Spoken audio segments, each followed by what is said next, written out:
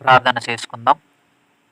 పరలోకమందున్న మా కన్న తండ్రి, మమ్మను ఎంతగానో ప్రేమించిన మా గొప్ప దేవ, మీకు వేలాది వందనములు, స్తుతి స్తోత్రములు, కృతజ్ఞత స్థుతులు తెలియజేస్తూ ఈ యొక్క సమయంలోనైనా మీ గ్రంథంలో వ్రాయబడినటువంటి మాటలను గూర్చి ఆలోచన చేయబోచుండగా తండ్రి, చెప్పుచున్న నాకు మీ యొక్క ఆలోచనను అనుగ్రహించి వినుచున్న పిల్లలందరికీ గ్రహించగలిగే మంచి మనసును దయచేయమని కోరుకుంటా ఉన్నాము తండ్రి. ఇదిగో దేవా, ఈ యొక్క మీ గ్రంథంలో వ్రాయబడినటువంటి అనేక విషయాలలో కొన్ని సంగతులు ఈ యొక్క సమయంలో మేము ధ్యానం చేసుకోవాల్సి ఉంటుండగా తండ్రి, మీ యొక్క చక్కనైనటువంటి ఆలోచన ఇచ్చి మీ మాటలను ఏ విధంగా బయలుపరచాలో, మీ పిల్లల మధ్యన ఏ విధంగా నేను వివరించి చెప్పాలో తండ్రి, మీ యొక్క ఆలోచననిచ్చి నడిపించమని కోరుకుంటున్నాను తండ్రి. ఇదిగో దేవా, ఈ యొక్క వీడియో ద్వారా వీక్షిస్తున్నటువంటి, వీడియోను చూస్తూ వింటూ నేర్చుకునేటటువంటి ప్రతి ఒక్కరికి కూడా తండ్రి, గ్రంథంలో ఉన్న మాటలు ఆ రీతిగా నేను చెబుతున్నానో లేదో ప్రతి ఒక్కరూ వింటున్నవారు గ్రహించగలిగేటటువంటి సామర్థ్యమును, ఆలోచనను వీడియోను వీక్షిస్తూ వింటున్న ప్రతి ఒక్కరికి కూడా మీరే అనుగ్రహించమని కోరుకుంటూ క్రీస్తు నామమున చిన్ని ప్రార్థన సమర్పిస్తా ఉన్నాము తండ్రి. ఆమేన్. ఈ యొక్క సమయంలో గ్రంథంలో వ్రాయబడినటువంటి మాటలను గూర్చి ఆలోచన చేద్దాం. చాలా అనేకమైనటువంటి పాఠ్యాంశములు, అనేకమైనటువంటి విషయాలు మనం నేర్చుకుంటూ వస్తూ ఉన్నాం. గ్రంథంలో వ్రాయబడినటువంటి మాటలు, గ్రంథంలో లేని మాటలు ఏ విధంగా ఉంటాయో గ్రంథాన్ని జోడించి గ్రంథంలో వ్రాయబడినటువంటి మాటల ప్రకారంగా మనము నేర్చుకుంటూ వస్తున్నాం. గడిచినటువంటి వారంలో కూడా చాలా ప్రాముఖ్యమైనటువంటి పాఠ్యాంశము మనం నేర్చుకోవటం జరిగింది. అది ఏమిటి అనంటే, సంఘానికి అపాయం ఉందా లేదా అనేటటువంటి పాఠ్యాంశమును, గ్రంథంలో దేవుడు పొందుపరిచినటువంటి మాటలను, గ్రంథానుసారమైనటువంటి అనేక సంగతులను మనము నేర్చుకోవటం అనేది జరిగింది. వాస్తవానికి ఈ సమయంలో, ఈరోజు, ఇప్పుడు మనం నేర్చుకునేటటువంటి పాఠ్యాంశం ఏమిటి అనంటే, ఈరోజు ఈ సమయంలో ఇప్పుడు మనం నేర్చుకోగలిగేటటువంటి పాఠ్యాంశం ఏమిటి అనంటే, రాసుకోగలిగేవారు చాలా జాగ్రత్తగా రాసుకోవటానికి మీరు ఆలోచన చేయాలి.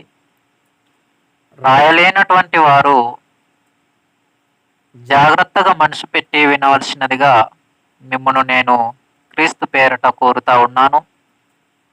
ఈరోజు మన పాఠ్యాంశం ఏమిటి అనంటే, సంఘ విశ్వాసులు భ్రష్టులయ్యే అవకాశం ఉందా? మరొకసారి, ఈరోజు మన పాఠ్యాంశం సంఘ విశ్వాసులు భ్రష్టులయ్యే అవకాశం ఉందా?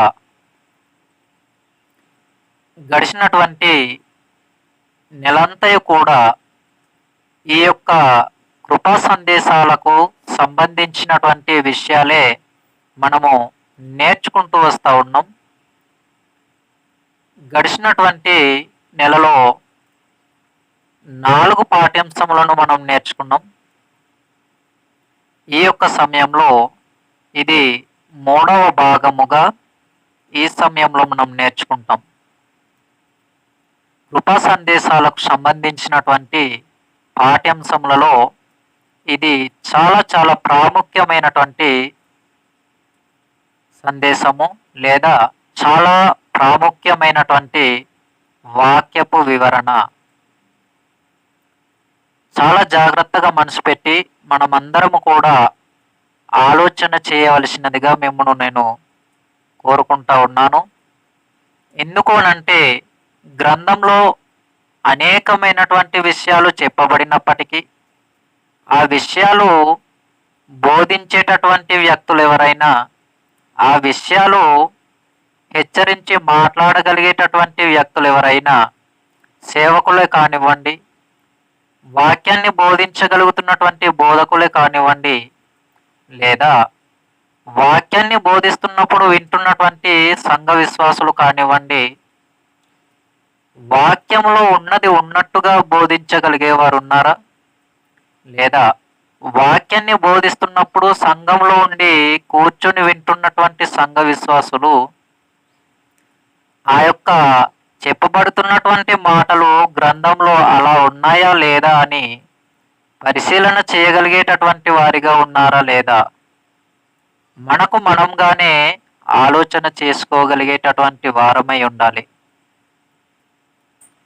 ప్రాముఖ్యముగా గ్రంథంలో లేని విషయాలు మనం ఎక్కువగా నేటి సంఘాలలో బోధింపబడుతున్నటువంటి సందర్భాలు ఎన్నో ఉన్నాయి.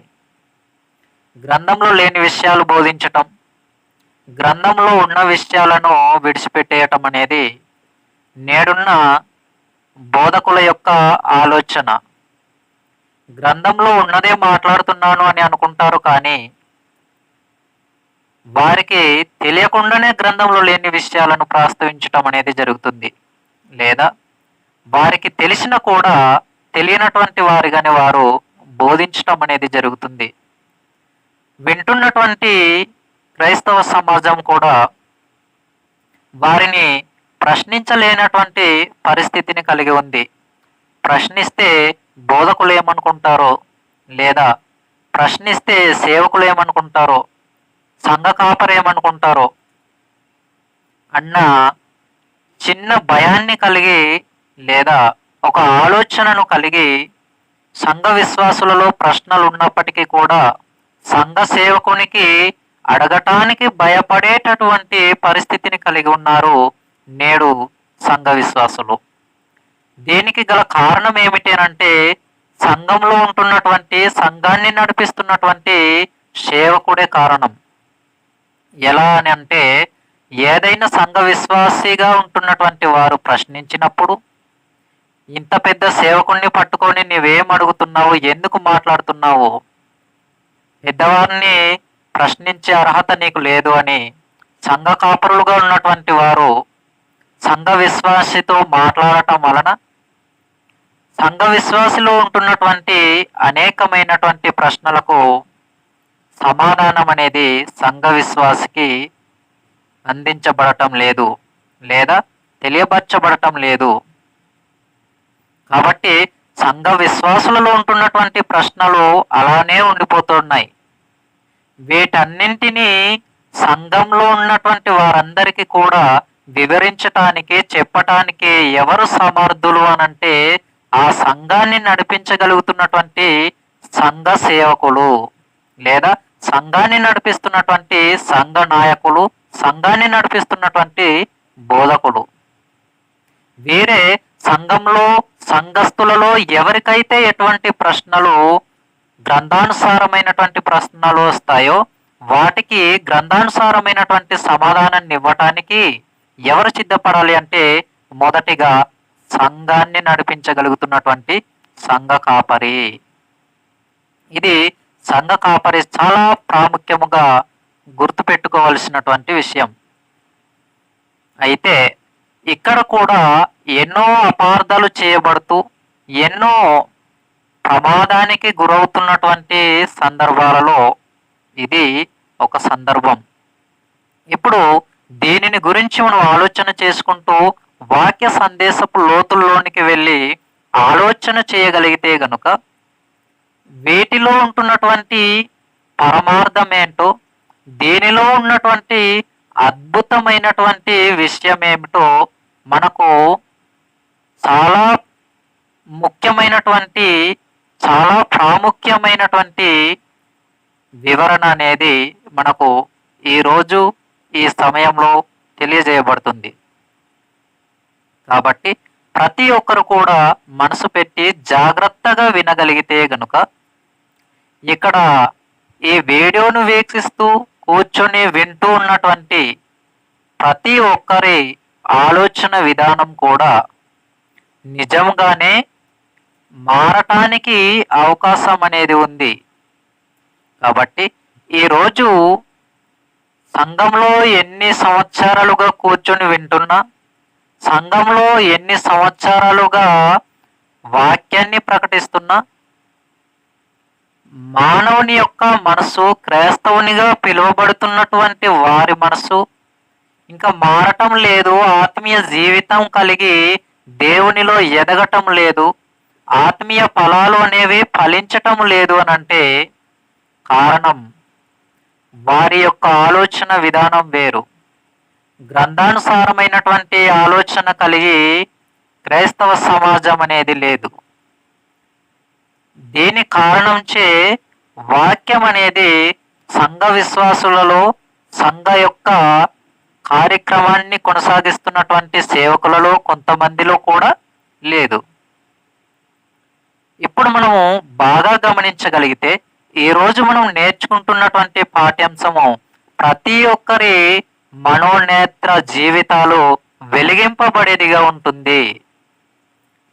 కాబట్టి సంఘ విశ్వాసులు భ్రష్టులయ్యే అవకాశం ఉందా అని అంటే చాలామంది ఎలా మాట్లాడుతున్నారు అని అంటే ఒకసారి రక్షింపబడితే, ఒకసారి విశ్వాసం ఉంచగలిగితే ఇక తర్వాత జీవితానికి మనము ఎన్ని రోజులు ఎలా బ్రతికినా పర్వాలేదు.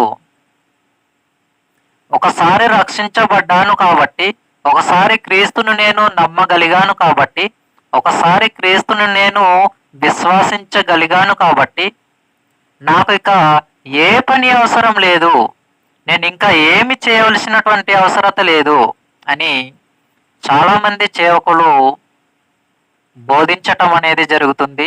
ఇది ఎంతవరకు వాస్తవము అనేది మనం గడిచినటువంటి నెలంతా కూడా మాట్లాడుతూ వచ్చాము. అలాగుననే ఈ సమయంలో కూడా ఈ యొక్క పాఠ్యాంశంలో కూడా దానిని గూర్చినటువంటి గ్రంథానుసారమైనటువంటి వివరణనే మనము ఆలోచన చేద్దాం. వాస్తవానికి ఆ విధంగా బోధిస్తున్నటువంటి గ్రంథం ఏమైనా వేరే గ్రంథమా అని అంటే కాదు. మరి ఏ గ్రంథాన్ని తీసుకొచ్చి బోధిస్తున్నారు అని అంటే 66 పుస్తకాలు కలిగినటువంటి సముదాయం కలిగినటువంటి ఈ గ్రంథమే.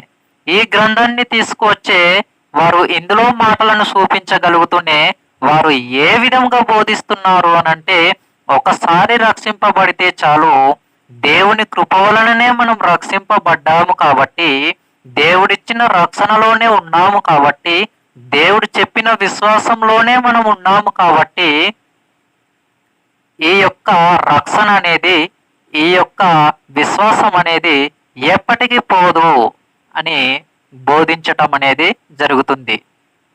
వాస్తవమే, ఆ రక్షణ ఎప్పటికీ పోదు, ఆ విశ్వాసం ఎప్పటికీ పోదు. కానీ ఇక్కడ ఆలోచన చేయవలసినటువంటి రీతి ఏమిటి అని అంటే ఆ విశ్వాసం ఎప్పటికీ మన నుండి పోకుండా ఉండాలి అని అంటే, ఆ రక్షణ ఎప్పటికీ మనం కోల్పోకుండా ఉండాలి అని అంటే రక్షణను పొందుకున్న మనము లేదా విశ్వాసం ఉంచగలిగినటువంటి మనము ఆ విశ్వాసమును కోల్పోకుండా చూసుకోవాలి, ఆ రక్షణను కోల్పోకుండా చూసుకోవాలి. అలా చూసుకోగలిగితే, అలా మన విశ్వాస జీవితమును కాపాడుకోగలిగితే మాత్రమే మనము రక్షణలో ఉన్నట్టుగా ఉంటుంది, లేదా ఆ యొక్క విశ్వాస జీవితంలో మనం ఉన్నట్టుగా ఉంటుంది. దీని నుండి తొలగిపోయే ప్రమాదం లేదు అని చాలా మంది మాట్లాడుతున్నారు. ఎందుకు తొలగిపోయే ప్రమాదం లేదు? ఎందుకు తొలగిపోయే ప్రమాదం లేదు? ఉంది. దీనిని ఎలా తొలగిపోయే ప్రమాదం ఉందో అనేది ఈ సమయంలో మనం ఆలోచన చేద్దాం. గ్రంథంలో వ్రాయబడినటువంటి మాటలను గురించి మనం ఆలోచన చేసినప్పుడు కొరింథీయులకు రాసినటువంటి 2వ పత్రికలో 11వ అధ్యాయము 28వ వచనాన్ని ఒకసారి మనం ఆలోచన చేయగలిగితే, కొరింథీయులకు రాసినటువంటి 2వ పత్రిక 11వ అధ్యాయము 28వ వచనం, ఇవియును గాక సంఘములన్నిటినీ గూర్చిన చింతయు కలదు, ఈ భారము దినదినము నాకు కలుగుచున్నది. దినదినము నాకు కలుగుచున్నది. సంఘములు అన్నింటిని గూర్చిన చింత, ఆ భారము దినదినము సంఘములను గూర్చినటువంటి చింత, మరియు భారము. ఎలా కలుగుతుంది? ఒక రోజు అని అంటే కాదు, దినము కలుగుతుంది. ఎవరికి కలుగుతుంది? పౌలు గారికి. ఎందుకు కలుగుతుంది? ప్రమాదం ఉంది కాబట్టి. ఎందుకు కలుగుతుంది? సంఘము పాడైపోయే ప్రమాదం ఉంది కాబట్టి పౌలు గారు సంఘాలను గూర్చిన ఆలోచన కలిగి సంఘం ఏమైపోతుందోనన్న ఆలోచన మేరకు పౌలు గారు సంఘాలను గూర్చినటువంటి బాధ్యతను కలిగి ఉన్నట్టుగా ఈ మాట మనకు కనిపిస్తుంది. చూడండి, సంఘానికి ఎటువంటి ప్రమాదం లేకపోతే, సంఘంలో ఉంటున్నటువంటి విశ్వాసులకు ప్రమాదం అనేది లేకపోతే, సంఘంలో ఉన్న విశ్వాసులకు ఆ విశ్వాసం ఎప్పటికీ పోదు అని అనుకుంటే, ఒకసారి రక్షింపబడ్డాను కాబట్టి అదే రక్షణ నాలో ఎప్పటికీ ఉంటుంది అని అనుకుంటే పౌలు గారు ఏమనాలి? సంఘాన్ని గూర్చినటువంటి ఆలోచన నాకు లేదు, నేను సంఘాలన్నింటిని గూర్చి నేను చింతించను, ఆ భారం నాకు దినదినం ఉండవలసిన అవసరం లేదు అనాలి. మరి పౌలు గారు ఏమంటున్నారు? పౌలు గారు ఏమని మాట్లాడుతున్నారు అని అంటే, దినదినము సంఘాలను గూర్చినటువంటి చింత నాకు కలదు. అంటే సంఘాలను గూర్చి పౌలు గారు బాధ్యత వహిస్తున్నట్టు కనిపిస్తుంది మనకు. చూడండి, ఈ మాటలో ఒక సేవకునిగా, ఒక సేవకుని స్థానంలో ఉండి సంఘాలను గూర్చిన ఆలోచన కలిగి ఉన్నటువంటి గొప్ప వ్యక్తిగా పౌలు గారు కనిపిస్తున్నారు. చూడండి ఈ మాటలో. అంటే సంఘానికి ప్రమాదం ఉంది గనుకనే, సంఘంలో ఉన్నటువంటి విశ్వాసులకు ప్రమాదం ఉంది గనుకనే పౌలు గారు ఏమని మాట్లాడుతున్నారు అని అంటే, పౌలు గారు ఏ విధంగా మాట్లాడుతున్నారు అని అంటే, దినదినము నాకు చింత కలుగుతుంది. దేనిని గూర్చిన చింత? సంఘాలను గూర్చిన చింత. మరి మనకు దినదినం ఏమి కలుగుతుంది అని అంటే, ఏమి తినాలి, ఏమి తాగాలి, ఏమి ధరించుకోవాలి, దేనిని సంపాదించాలి, ఇది మనలో దినదినము కలుగుతున్నటువంటి ఆలోచన. బాగా గమనించాలి. పౌలు గారి యొక్క ఆలోచనకు నేడున్నటువంటి క్రైస్తవ విశ్వాస జీవితాన్ని కలిగి ఉంటున్నటువంటి మనకు, లేదా సంఘాన్ని కొనసాగిస్తున్నటువంటి సంఘ కాపరులకు, కొంతమందికి, సంఘాన్ని కొనసాగిస్తున్నటువంటి సంఘ కాపరులలో కొంతమందికి, అందరికీ ఒకే విధమైనటువంటి ఆలోచన లేదు, అందరిలో ఒకే విధమైనటువంటి ఆలోచన రాదు. కానీ కొందరిలో మాత్రమే ఆలోచన ఎక్కువగా ఉంటుంది. ఏమి తినాలి, ఏమి త్రాగాలి, ఏమి ధరించుకోవాలి, ఏది సంపాదించాలి, ఎలా సంపాదించాలి, ఇది నేడున్నటువంటి క్రైస్తవ విశ్వాస సంఘాలలో ఉంటున్నటువంటి ఆలోచన. లేదా సంఘాన్ని నడిపించటానికి సేవకునిగా, సంఘ కాపరులుగా ఉంటున్నటువంటి వారి ఆలోచన కొంతమందిలో. కానీ పౌలు గారి యొక్క ఆలోచన ఎలా ఉంది చూడండి. పౌలు గారి యొక్క ఆలోచన ఎలా ఉందో చూడండి. పౌలు గారి యొక్క మాట తీరు, ఆయన యొక్క పరిచర్యలో విధానము, దేవునికి లోబడినటువంటి స్వభావము, సంఘాలను గూర్చి ఆయన ఆలోచిస్తున్నటువంటి విధానము, సంఘాన్ని గూర్చి ఆయన చింతిస్తున్నటువంటి బాధ్యతను కలిగినటువంటి విధానము, ఇవన్నీ కూడా మనం ఆలోచన చేస్తున్నప్పుడు పౌలు గారు సంఘాలను గూర్చి ఎందుకు ఆలోచిస్తున్నాడు? సంఘాలను గూర్చి ఆలోచించవలసినటువంటి అవసరత పౌలు గారికి ఏమొచ్చింది? పౌలు గారి మాటలు విని అనేక మంది రక్షింపబడ్డారు. బాగానే ఉంది కదా, వారు రక్షింపబడ్డారు కాబట్టి, వారు రక్షణలో ఉన్నారు కాబట్టి నేను వారికి ఇంకా బలపరచవలసినటువంటి అవసరత లేదు అని పౌలు గారు అనుకోవాలి. అలా అనుకోకుండా ఆ సంఘాలను గూర్చి ఆలోచిస్తున్నారు అని అంటే, ఆ సంఘానికి కూడా, ఆ సంఘంలో ఉంటున్నటువంటి వారికి కూడా ఏముంది అని అంటే, ఆ విశ్వాస జీవితంలో నుండి కోల్పోయేటటువంటి అవకాశం అనేది ఉంది.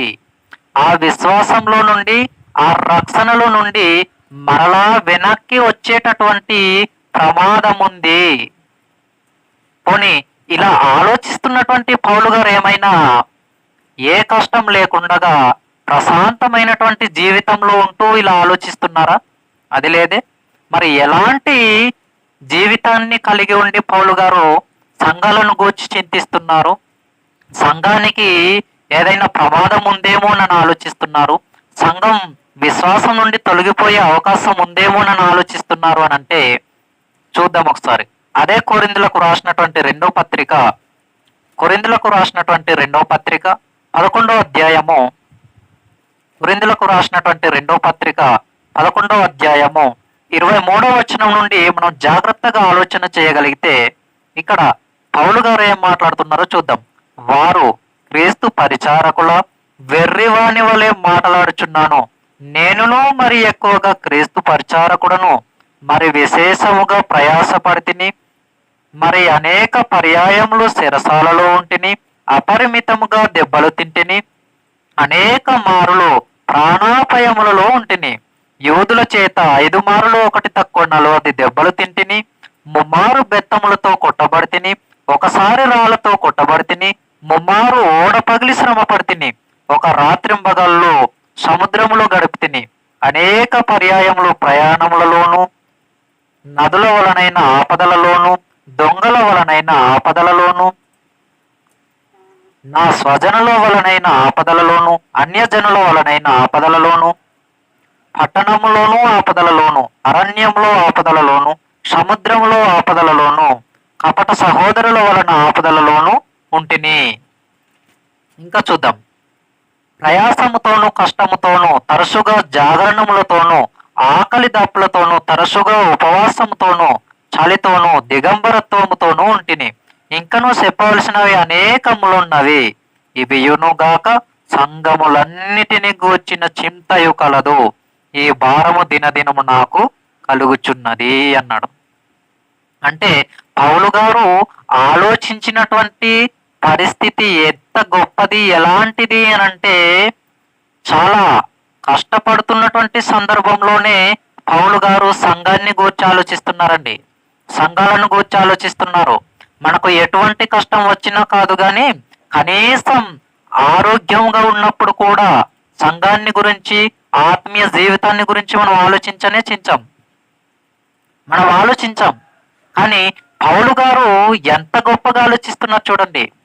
కష్టం వస్తుంది, కొట్టబడుతూ ఉన్నారు, అలాగే ఓడ పగిలిపోయేటటువంటి పరిస్థితి. అలాంటి పరిస్థితిలో ఉండి కూడా పౌలు గారు సంఘాలను గూర్చినటువంటి ఆలోచన కలిగి ఉన్నారు అని అంటే దాని అర్థం ఏంటి ప్రియులారా?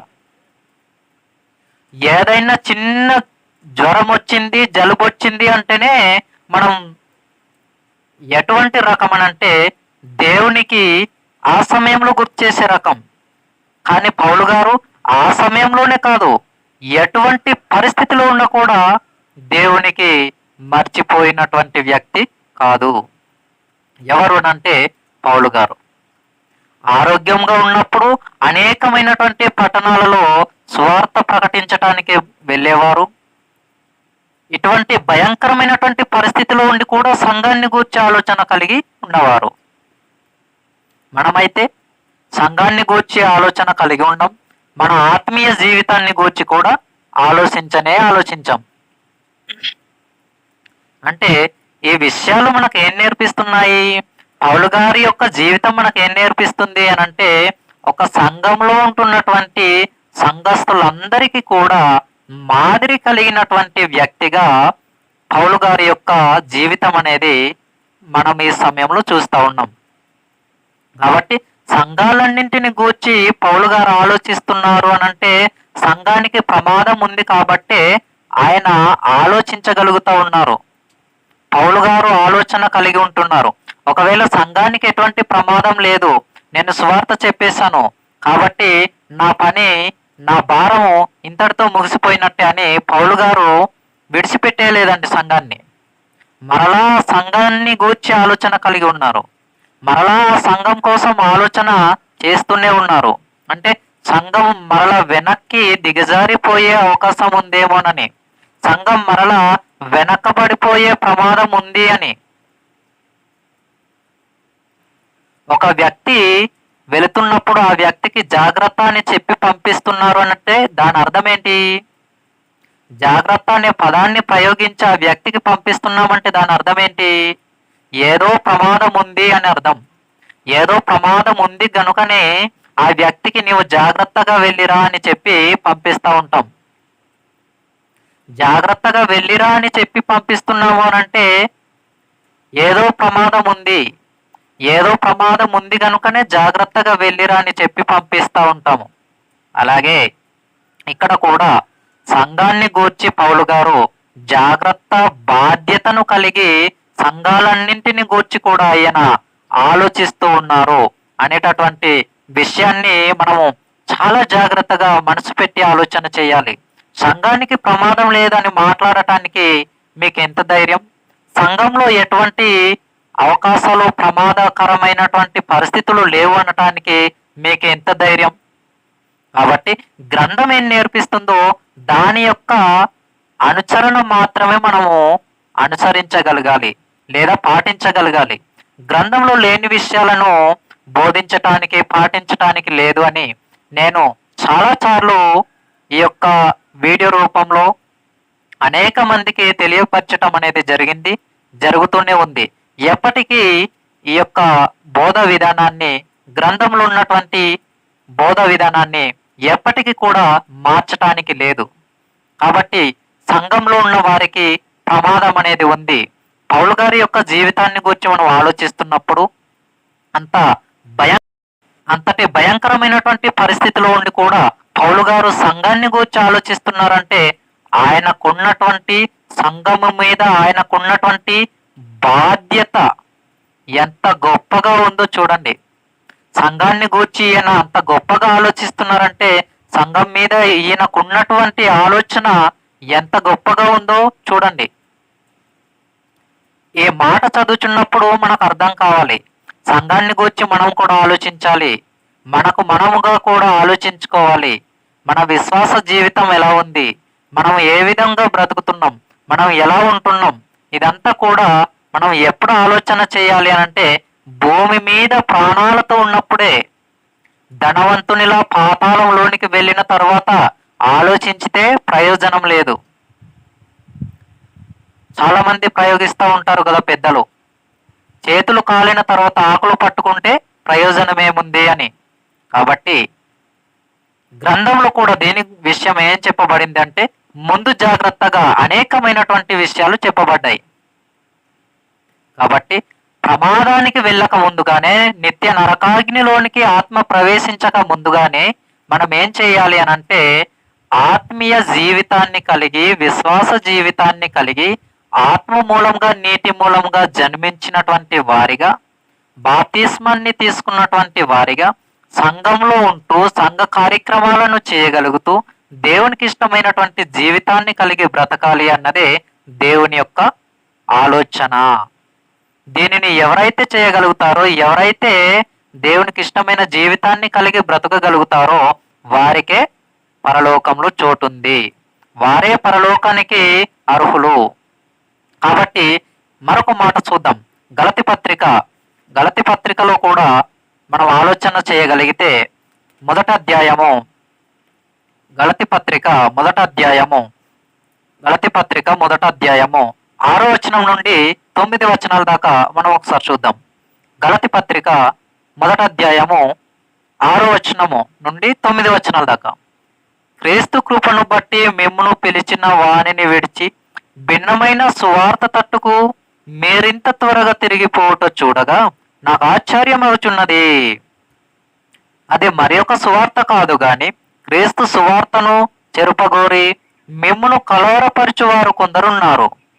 మేము మీకు ప్రకటించిన సువార్తను గాక మరి ఒక సువార్తను మేమైనను పరలోకం నుండి వచ్చిన ఒక దూత అయినను మీకు ప్రకటించిన ఎడల అతడు శాపగ్రస్తుడవును గాక. మేమిది వరకు చెప్పిన ప్రకారం ఎప్పుడునూ మరలా చెప్పుచున్నాము, మీరు అంగీకరించిన సువార్త గాక మరి ఒకటి ఎవడైనను మీకు ప్రకటించిన ఎడల వాడు శాపగ్రస్తుడవును గాక. అంటే ఇక్కడ ప్రారంభం 6వ వచనం ఏం చెబుతుందంటే, మీరు ఇక్కడ జాగ్రత్తగా గమనించగలిగితే క్రీస్తు కృపను బట్టి మిమ్మును పిలిచిన వానిని విడిచి భిన్నమైన స్వార్థ తట్టుకు మీరింత త్వరగా తిరిగిపోవుట చూడగా మాకు ఆశ్చర్యమగుచున్నది అని మరలా పౌలు గారు గలతీ పట్టణంలో ఉన్నటువంటి సంఘములకు హెచ్చరిస్తూ మాట్లాడుతున్నటువంటి మాటలు. మేము సువార్త మీకు ప్రకటించాం కదా, మీరు సువార్తను నమ్మారు కదా, క్రీస్తును మీరు అంగీకరించారు కదా, క్రీస్తును అంగీకరించి కూడా మరలా భిన్నమైన సువార్త తట్టుకు మీరు ఇంత త్వరగా ఎలా తిరిగిపోయారు అని పౌలు గారు బాధపడుతూ వ్రాస్తున్నటువంటి మాటలు. ఆయన మనసులో ఉన్నటువంటి ఆవేదనను వ్యక్తపరుస్తూ ఆయన మనసులో ఉన్నటువంటి ఆలోచనను సంఘానికి తెలియపరిచేలా ఈయన మాట్లాడుతున్న సందర్భం, పౌలు గారు మాట్లాడుతున్నటువంటి సందర్భం. సువార్త తట్టుకు దేవుని యొక్క మాటలు ప్రకటించినటువంటి పౌలు గారు ఏం మాట్లాడుతున్నారంటే గలతీ పట్టణంలో ఉన్న సంఘాలకు రాస్తున్నారు, మీరు ఇంత త్వరగా భిన్నమైన సువార్తకు మీరు ఎలా తిరిగిపోయారు? సరైన మార్గంలోనే మీరు ఉన్నారు కదా, ఆ సరైన మార్గం నుండి సరికాని మార్గంలోనికి, సత్యంలో నుండి అసత్యంలోనికి మీరు ఎలా వెళ్ళిపోయారు అని పౌలు గారు మాట్లాడుతూ ఉన్నారు, పౌలు గారు వ్రాస్తా ఉన్నారు. ఎవరికి వ్రాస్తున్నారు ఒకసారి మొదటి వచనంలో చూద్దాం. గలతీ పత్రిక 1వ అధ్యాయము 1వ వచనంలో, మనుషుల మూలముగానైనను ఏ మనుషుని వలనైనను కాక యేసుక్రీస్తు వలనను ఆయనను మృతులలో నుండి లేపిన తండ్రి అయిన దేవుని వలనను అపోస్తులుడుగా నియమింపబడిన పౌలను నేనును నాతో కూడనున్న సహోదరులందరూ గలతీలోనున్న సంఘములకు శుభమని చెప్పి వ్రాయునది అన్నాడు.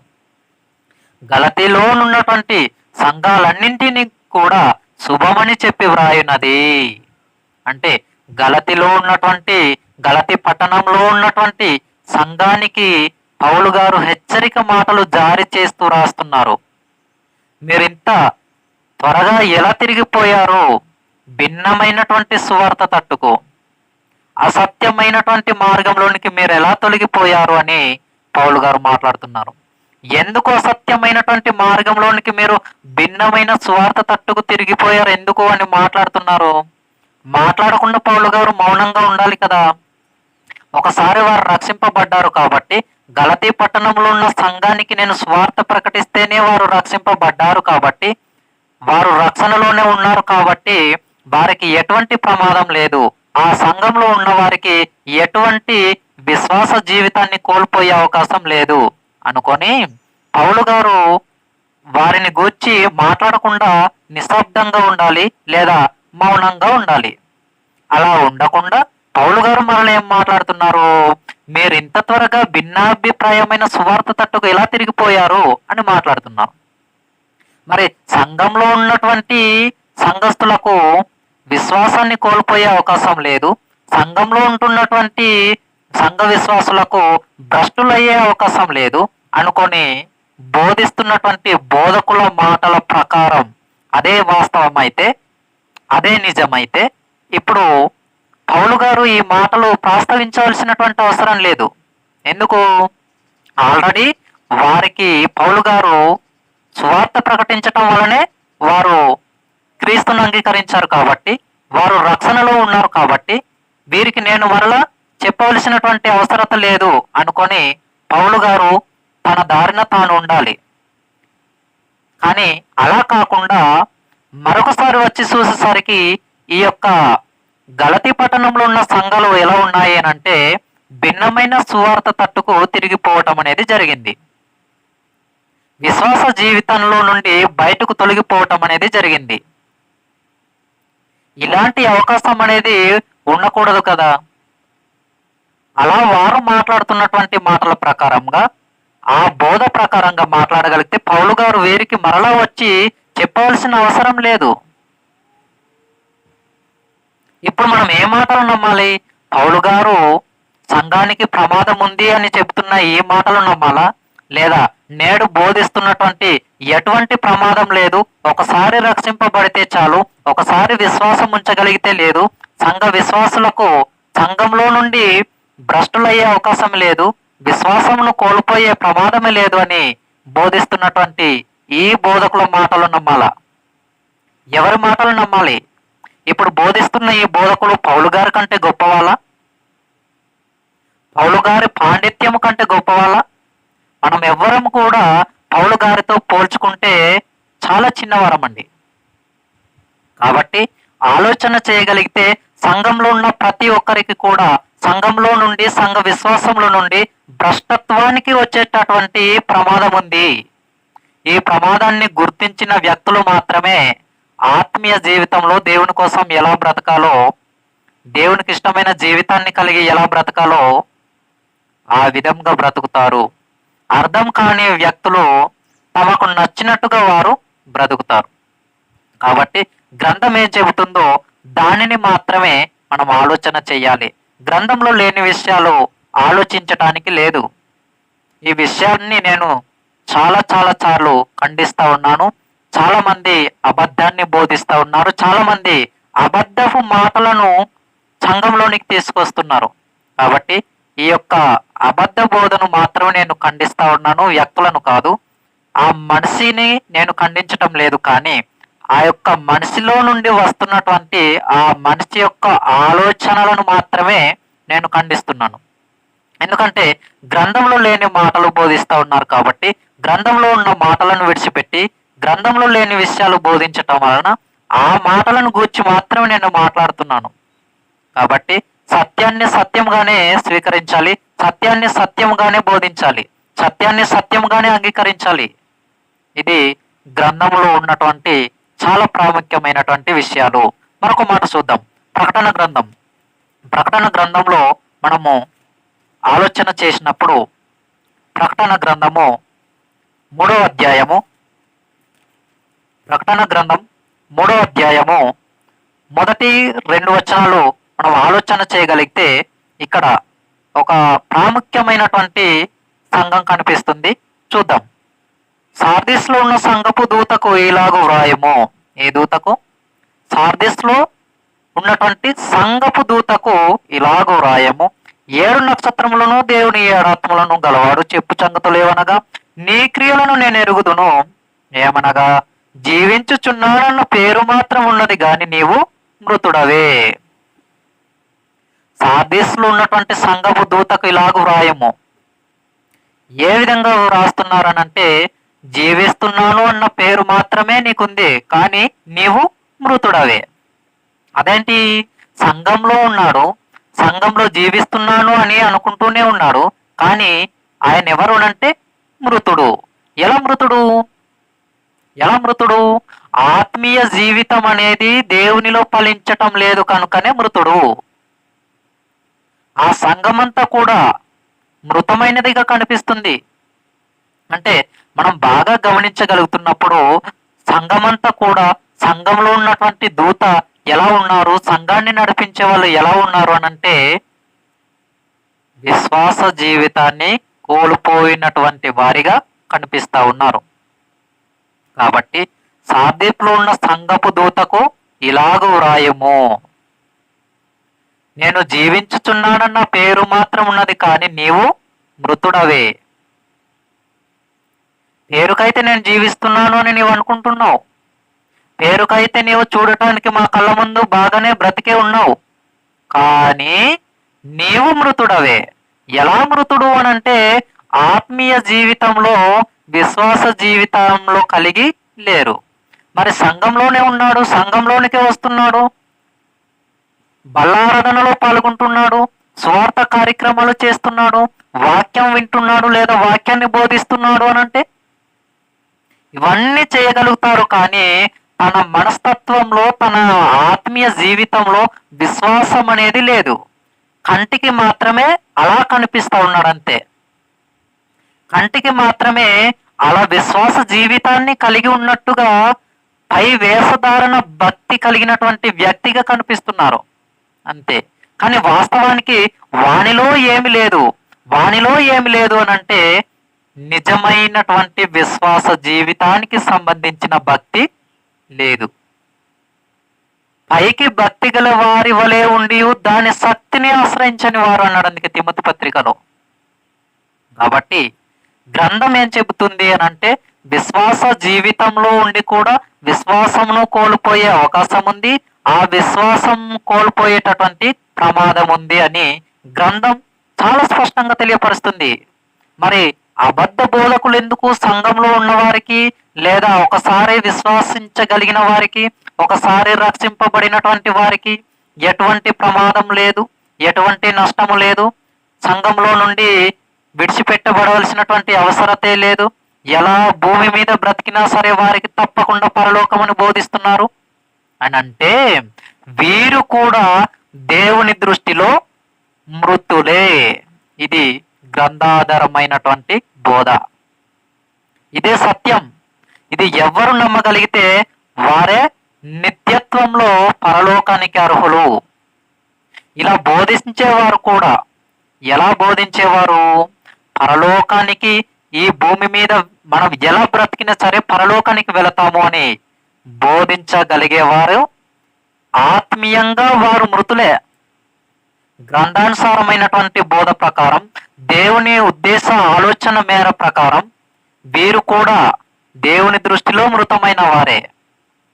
నా ఉద్దేశం మేరకు కూడా దేవుని దృష్టిలో వీరు మృతమైన వారే. ఎవరైతే ఇలాంటి బోధన అనుసరిస్తారో, ఎవరైతే ఈ బోధ ప్రకారంగా బ్రతుకుతున్నారో వారందరూ కూడా దేవుని దృష్టిలో మృతులే. మీకు ఇంకా బాగా అర్థం కావటానికి ప్రారంభంలో దేవుడు ఏం చెప్పారంటే, ఈ పండు తిను దినములో నీవు నిశ్చయంగా చచ్చెదవు అన్నాడు దేవుడు ఆదాం గారికి.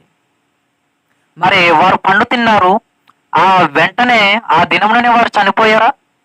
భౌతికంగా వారు ప్రాణంతో బ్రతికే ఉన్నారు. మరి ఎలా చనిపోయారు? చనిపోలేదు కదా, బ్రతికే ఉన్నారు కదా. మరి తిను దినములో నిశ్చయంగా చచ్చేదేవని దేవుడు ఎందుకు అన్నట్టు అంటే, దేవుడు ఇక్కడ అబద్ధికుడనా? కాదు. అక్కడ అర్థం వేరు, దాని భావం వేరు, దాని యొక్క నిర్వచనం వేరు. ఆత్మీయంగా వీరు కోల్పోయారు. ఆత్మీయ జీవితాన్ని కలిగి వీరు దేవునికి సమీపస్తులుగా లేరు, దేవునితో సంబంధాన్ని కలిగి లేరు, దేవునితో ఉన్నటువంటి అనుబంధాన్ని, దేవునితో ఉన్నటువంటి సంబంధాన్ని కోల్పోయారు అంతే. కానీ భూమి మీద బ్రతికే ఉన్నారు. అలాగే నేను బ్రతికి ఉండి అనేక కార్యక్రమాలను చేస్తూ కూడా నేను విశ్వాసంలో ఉంటున్నాను అని అనుకుంటున్నారు, కానీ విశ్వాసంలో లేని వారు అనేక మంది ఉన్నారు.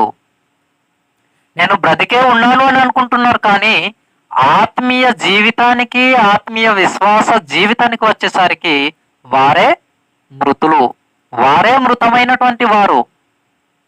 క్రియలు లేని విశ్వాసం మృతం అన్నాడు. అందుకే విశ్వాసం ఉంది అంటే ఆ విశ్వాసానికి తగినటువంటి క్రియను మనం కనుపరచాలి. ఆ క్రియ కనుపరచటం లేదు అని అంటే, ఆ క్రియను మనం చూపించటం లేదు అని అంటే, అందుకే విశ్వాసములు అనేది చాలా ప్రాముఖ్యమైనది. ఇవన్నీ కూడా మనం, కాబట్టి విశ్వాసం అనేది మనం ఏం చేయాలి అని అంటే కనుపరచగలగాలి. ఎప్పుడైతే ఈ విశ్వాసమును ఉన్నది ఉన్నట్టుగా మనము కనుపరచగలుగుతామో, ఉన్నది ఉన్నట్టుగా మనము చూపించగలుగుతామో, అప్పుడే విశ్వాస సంబంధమైనటువంటి క్రియ మనలో ఉంది అనటానికి ప్రతి ఒక్కరి ఆలోచనకు కూడా ఏ విధమైనటువంటి రీతిగా అర్థం కావటానికి అవకాశం అనేది ఉంది. కాబట్టి క్రియలు లేని విశ్వాసము మృతము. మృతము అనంటే చనిపోయింది అని అర్థం. మృతమైనది అంటే దేనికి పనికి రానిది. మృతమైనది అనంటే మరణించినది. మృతమైనది అనంటే పనికి రానిది, చనిపోయింది. కాబట్టి ఆలోచన చేయగలిగినప్పుడు గ్రంథంలో ఉండేటటువంటి మాటలు చాలా స్పష్టంగా మనకు అర్థమవుతా ఉన్నాయి. ఎలా అర్థమవుతున్నాయి? చనిపోవటము అనగానే సంఘంలోనికి మనము వస్తూ ఉండి కూడా, సంఘ కార్యక్రమాలలో పాల్గొంటూ ఉండి కూడా, బయటకు అందరి కంటికి కనిపించేటట్టుగా మాత్రమే ఏ విధమైనటువంటి కార్యక్రమాలను మనం చేయగలుగుతూ, మన ఆలోచన విధానం వేరు, మన మనస్తత్వం వేరు, దేవునికి సమీపముగా లేకుండా దేవునికి దగ్గరగా లేకుండా, దేవుడు అని మన ఆత్మీయ జీవితాన్ని మనం తలుచుకోకుండా, ప్రార్థన జీవితాన్ని కలిగి లేకుండా, వాక్యాన్ని చదవకుండా, ఆత్మీయ కార్యక్రమాలను ఆత్మీయ కార్యక్రమాలలో మనం లేకుండగా, ఎవరో ఏదో అనుకుంటారు కదా అని చెప్పి వాక్యాన్ని చదవటం, ఎవరో ఏదో అనుకుంటారు కదా అని చెప్పి మందిరానికి వెళ్ళటం, నేను వెళ్ళకపోతే బాగవదు కదా అందరూ వెళుతున్నారు అని అనుకొని మందిరానికి వెళ్ళటం, ఇదంతా పై వేషధారణ సంబంధమైనటువంటి భక్తి. అదే అన్నాడు, పైకి భక్తి గల వారి వలె ఉండియు, భక్తి గల వారి వలె ఉండియు అన్నాడు. భక్తి గల వారి వలె ఉండియు దాని శక్తిని ఆశ్రయింపని వారు అన్నాడు. భక్తి గల వారి వలె ఉంటాం, కానీ నిజమైన భక్తిని కలిగి ఉండం. వాక్యాన్ని చదివినట్టుగానే ఉంటాం, కానీ అది మన మైండ్లో ఉండదు. అది పై వేషధారణ సంబంధమైనటువంటి భక్తి. కాబట్టి మృతులు అనంటే సంఘంలో ఉండి ఏ విధమైనటువంటి దేవునికి ఇష్టం లేని కార్యక్రమాలలో తమ యొక్క జీవితాన్ని సమర్పించి బ్రతుకుతున్నటువంటి వారు. కాబట్టి గ్రంథం ఏం చెబుతుందో మనం జాగ్రత్తగా ఆలోచించాలి. సంఘంలో ఉంటున్నటువంటి మనము చాలా ప్రాముఖ్యంగా ఆలోచించాలి. నిబ్బరమైన బుద్ధి గల వారే మెలకువగా ఉండుడి అన్నాడు. అందుకే సంఘానికి ఈ మాట అవసరం. ఈ మాట ఎవరికి అవసరం అనంటే సంఘానికి అవసరం. ఒకసారి చూద్దాం ఆ మాట. పేతురు గారు వ్రాసినటువంటి మొదటి పత్రిక, పేతురు గారు వ్రాసిన మొదటి పత్రిక 5వ అధ్యాయము 8వ వచనాన్ని ఒకసారి చూడగలిగితే, నిబ్బరమైన బుద్ధి గలవారై మెలకువగా ఉండుడి, మీ విరోధి అయిన అపవాది గర్జించు సింహము వలె ఎవరిని మిరింగుదునా అని వెదుకుచూ తిరుగుచున్నాడు. అంటే మీ విరోధి అపవాది గర్జించు సింహము వలె అన్నాడు. నిబ్బరమైన బుద్ధి గలవారై మెలకువగా ఉండుడి అన్నాడు. నిబ్బరాన్ని కలిగి ఉండటం ఎందుకు? నిబ్బరమైన బుద్ధిని కలిగి ఉండటం ఎందుకు? మెలకువగా ఉండటం ఎందుకు? ఒకసారి రక్షింపబడితే సరిపోతుంది అనుకున్నప్పుడు నిబ్బరమైన బుద్ధి అవసరమే లేదు. ఒకసారి రక్షణలో ఉన్నాను, నాకు ఇక వేరే పని లేదు అని అనుకున్నప్పుడు, నిబ్బరమైనటువంటి బుద్ధి కలిగి ఉండవలసినటువంటి అవసరమే లేదు. ఆత్మీయ జీవితంలో మెలకువ కలిగి ఉండవలసినటువంటి అవసరమే లేదు వారి బోధ ప్రకారం. కానీ వారి బోధ ప్రకారం మనం అనుసరించటానికి లేదు. అలానే ఆ బోధను అనుసరిస్తున్నటువంటి వారు కూడా అదే బోధలో ఉండాలి అని అనుకోవటానికి లేదు. వారు ఆ బోధను మార్చుకోవాలి. ఆ బోధ గ్రంథంలో లేదు. గ్రంథం ఆ బోధను హెచ్చరించటం లేదు. ఈ బోధను బోధించమని దేవుడు చెప్పను లేదు. కాబట్టి ఆ బోధను దయచేసి ప్రతి ఒక్కరూ ఎవరైతే ఆ బోధను బోధిస్తున్నారో లేదా ఎవరైతే ఆ బోధను అనుసరిస్తూ బ్రతుకుతున్నారో వారందరికీ కూడా నా విన్నపం, నా మనవి, నా మాట ఒకటే. ఏమిటి అనంటే, కనీస జ్ఞానంతో ఆలోచించి ఈ బోధను మీరు విడిచిపెట్టాలి అని నేను ప్రేమపూర్వకంగానే మీకు తెలియజేయటం అనేది జరుగుతుంది. ఎందుకు అనంటే, ఈ అబద్ధ బోధ వలన అనేక మంది ఆత్మలు నిత్య నరకాగ్నిలోనికి ఆహుతైపోయే ప్రమాదం ఉంది. ఇది గుర్తించగలిగితే ఈ మాట ఈ సమయంలో చూద్దాం. ఇప్పుడు చదువుకున్నటువంటి మాట పేతురు గారు రాసినటువంటి మొదటి పత్రిక 5వ అధ్యాయం 8వ వచనం. నిబ్బరమైన బుద్ధి గలవారై మెలకువగా ఉండుడి, మీ విరోధి అయిన అపవాది గర్జించు సింహము వలె ఎవరిని మృంగుదునా అని వెదుకుచూ తిరుగుచున్నాడు. అపవాది వెదకవలసిన అవసరం ఏమొచ్చింది? గర్జించు సింహము వలె, సింహము కాదు, సింహము వలె ఎవరు వెదుగుచున్నారు? అపవాది వెదుగుచున్నాడు. ఎందుకు వెదుగుచున్నాడు?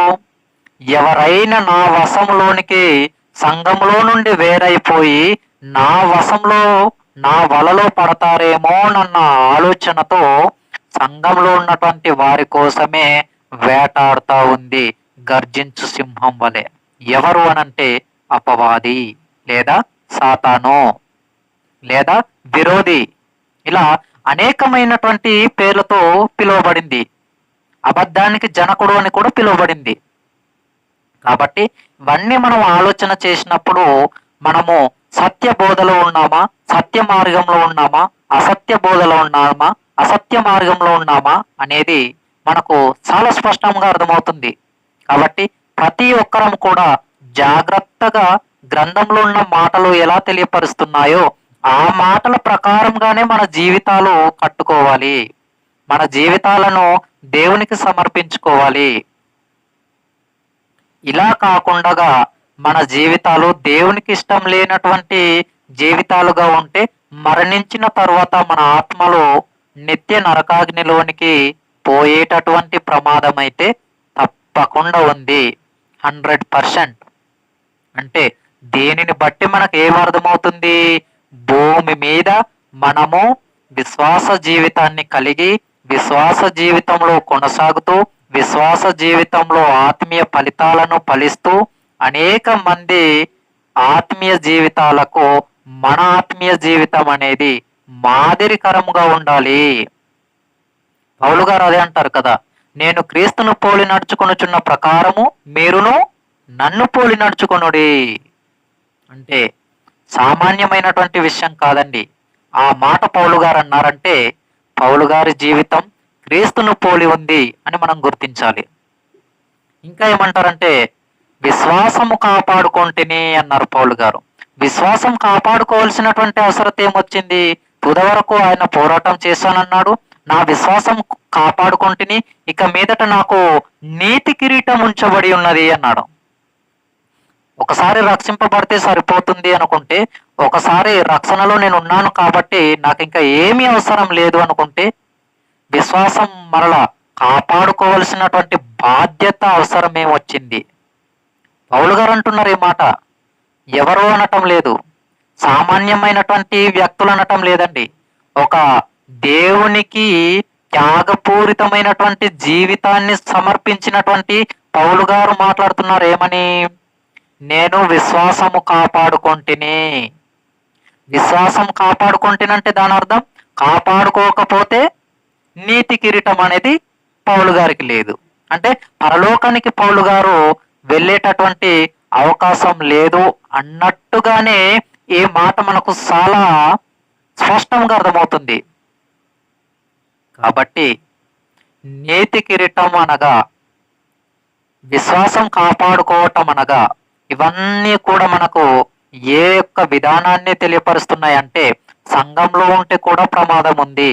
సంఘంలో ఉండి కూడా సంఘ విశ్వాసులుగా కొనసాగుతూ ఉండి కూడా ఆ విశ్వాసాన్ని కోల్పోయేటటువంటి ప్రమాదం ఉంది. భ్రష్టులయ్యేటటువంటి అవకాశం ఉంది. అందుకే ఈరోజు మన టైటిల్ ఏంటి? ఈరోజు మన పాఠ్యాంశం ఏమిటి అని అంటే సంఘ విశ్వాసులు భ్రష్టులయ్యే అవకాశం ఉందా? తప్పకుండా ఉంది. ఇది గ్రంథం హెచ్చరిస్తున్నటువంటి చాలా ప్రాముఖ్యమైనటువంటి మాటలు. కానీ ఈ మాటలు సంఘంలో బోధించకుండా, ఈ మాటలు సంఘానికి చెప్పకుండా ఏ మాటలు బోధిస్తున్నారంటే సంఘంలో ఉంటున్న మీరు ఒకసారి రక్షింపబడ్డారు కాబట్టి, ఒకసారి నీటిలో మునిగారు కాబట్టి, ఒకసారి బాప్తిస్మం తీసుకున్నారు కాబట్టి, క్రీస్తుని మీరు ఒకసారి విశ్వాసం ఉంచగలిగారు కాబట్టి, క్రీస్తుని మీరు ఒకసారి నమ్మారు కాబట్టి మీకు ఇక ఎటువంటి ప్రమాదం లేదు, డైరెక్ట్ మీకు దేవుడు పరలోకం ఇస్తాడు అని బోధిస్తున్నారు. రైట్, వాస్తవమే కొంతవరకు. కానీ ఆ విశ్వాస జీవితం అలానే పెట్టుకొని వదిలేయటం కాదు, ఆ విశ్వాసాన్ని కొనసాగించాలి. ఆ విశ్వాసాన్ని దేవునిలో ఫలించేలా చూసుకోవాలి. ఆ రక్షణను కొనసాగించాలి. రక్షణ జీవితాన్ని పెంపొందించుకోవాలి, అభివృద్ధి పరచుకోవాలి. అలా చేయగలిగి దేవుని కోసం బ్రతకగలిగిన వారికి మాత్రమే పరలోకం. అలా చేయకుండా దేవుని కోసం బ్రతకకుండా ఉన్న వారికి నిత్య నరకమే గతి. ఇది గ్రంథం చెప్తున్నటువంటి చాలా ప్రాముఖ్యమైనటువంటి మాటలు. మరి ఈ బోధన తీసుకురాకుండా సంఘంలోనికి వేరే వేరే విధమైనటువంటి బోధలు తీసుకురావటం వలన వారిని గూర్చి ఒక మాట వ్రాయబడింది. ఒకసారి చూద్దాం. యోహాను పత్రిక, యోహాను గారు రాసినటువంటి 2వ పత్రిక ఒకటే అధ్యాయం ఉంటుంది అక్కడ. యోహాను గారు రాసినటువంటి 2వ పత్రిక 10వ వచనాన్ని ఒకసారి చూడగలిగితే, ఎవడైనను ఏ బోధను తేక మీ యొద్దకు వచ్చిన యెడల వానిని మీ ఇంట చేర్చుకునవద్దు, శుభమని వానితో చెప్పనవద్దు. సత్యమైన బోధను ఎవరైతే తేకుండా మీ ఇంటికి వస్తాడో వానికి మీ ఇంట చేర్చుకునవద్దు, వానికి శుభమని కూడా మీరు చెప్పొద్దు, అంటే అతనికి వందనములు కూడా మీరు చెప్పొద్దు అన్నాడంతే. ఇది గ్రంథం బోధ. ఇది దేవుడు చెప్పమని చెప్పినటువంటి బోధ. ఎవరైతే ఇలా బోధించగలుగుతారో, ఎవరైతే ఈ బోధన అనుసరించగలుగుతారో అదే సత్యం. వారే సత్యంలో ఉన్నవారు, వారే పరలోకానికి అర్హులు. ఇది గ్రంథం తెలియపరుస్తున్నటువంటి విషయం. ఈ బోధను తేక ఎవడైనను మీ ఇంటికి వచ్చిన యెడల వానిని మీరు ఇంట చేర్చుకునవద్దు, వానికి మీరు శుభమని చెప్పవద్దు అంటున్నాడు. అంటే అబద్ధ బోధకులకు మనం వందనములు చెప్పటానికి లేదు. ఇదంతా కూడా గ్రంథం హెచ్చరిస్తున్నటువంటి బోధ అండి. గ్రంథంలో తెలియపరిచినటువంటి బోధ, దేవుడు చెప్పమని చెప్పినటువంటి బోధ, దేవుడు హెచ్చరించమని చెప్పినటువంటి బోధ. ఈ బోధను కాకుండా ఏదో గ్రంథంలో లేని బోధను తీసుకొచ్చి మాట్లాడగలిగితే ఎవరు కూడా మాట్లాడరు అని అనుకోవటానికి లేదు. చాలా మంది వాక్యం తెలిసినటువంటి, వాక్యంలో పాండిత్యం కలిగినటువంటి వారు మాట్లాడటానికి చాలా మంది సిద్ధంగా ఉన్నారు. నేను కొన్ని విషయాలు మాట్లాడను, కానీ చాలా విషయాలు ఇంకా మాట్లాడవలసినవి ఉన్నాయి. దేవుని చిత్తమైతే అనేకమైనటువంటి విషయాలు మాట్లాడటానికి నేను మీ ముందుకు మరలా ఇదే రీతిగా, ఈ విధముగానే యూట్యూబ్ ద్వారా అనేకమైనటువంటి విషయాలు తెలియపరచడానికి నేను ప్రతి క్షణము, ఎప్పుడు, ఎల్లప్పుడు కూడా ఈ భూమి మీద బ్రతికి ఉన్నంత కాలం ఈ మాటలు నేను ప్రచురిస్తూనే ఉంటాను, ఈ మాటలు నేను ప్రకటిస్తూనే ఉంటాను. అనేక మందికి ఈ మాటలు విన్న మీ అందరికీ కూడా దేవాది దేవుడు దీవించి ఆశీర్వదించి అనేకమైనటువంటి ఆత్మీయ ఫలములతో మీ యొక్క జీవితాలు నింపబడును గాక. ప్రార్థన చేసుకుందాం. పరలోకమందున్న మా కన్న తండ్రి, మమ్మల్ని ఎంతగానో ప్రేమించిన మా గొప్ప దేవ, మీకు వేలాది వందనములు, స్తుతి స్తోత్రములు తండ్రి. ఇది వరకు చెప్పబడిన మీ మాటలు మా యొక్క ఆత్మీయ మనోనేత్ర జీవితాలు వెలిగింపబడులాగున మీ యొక్క మాట ద్వారా మాకు సహాయం చేసినందుకు వందనాలు తండ్రి. ఈ మాటలు ఎంతమంది అయితే వింటున్నారో, ఎవరెవరైతే ఈ యొక్క మాటలను గురించి ఆలోచన కలిగి వింటున్నారో వారందరికీ తండ్రి మీ యొక్క ఆలోచనను అనుగ్రహించి ఉన్నతమైనటువంటి మీ యొక్క మహాజ్ఞానాన్ని పరిశీలించగలిగే సామర్థ్యమును ప్రతి ఒక్కరికి దయచండి. ఇదిగో తండ్రి, అబద్ధ బోధను వక్రీకరిస్తూ, అబద్ధ బోధను తండ్రి ఖండిస్తూ ఈ యొక్క సమయంలో కొన్ని విషయాలు వాక్యానుసారమైనటువంటి విధముగా, గ్రంథానుసారమైనటువంటి రీతిగా మాట్లాడాను తండ్రి. ఆ యొక్క మాటలు ప్రతి ఒక్కరు కూడా విని నేర్చుకున్నటకు మీ సహాయం దయచేయమని కోరుతూ క్రీస్తు నామమున చిన్ని ప్రార్థన సమర్పిస్తా ఉన్నాము తండ్రి. ఆమేన్.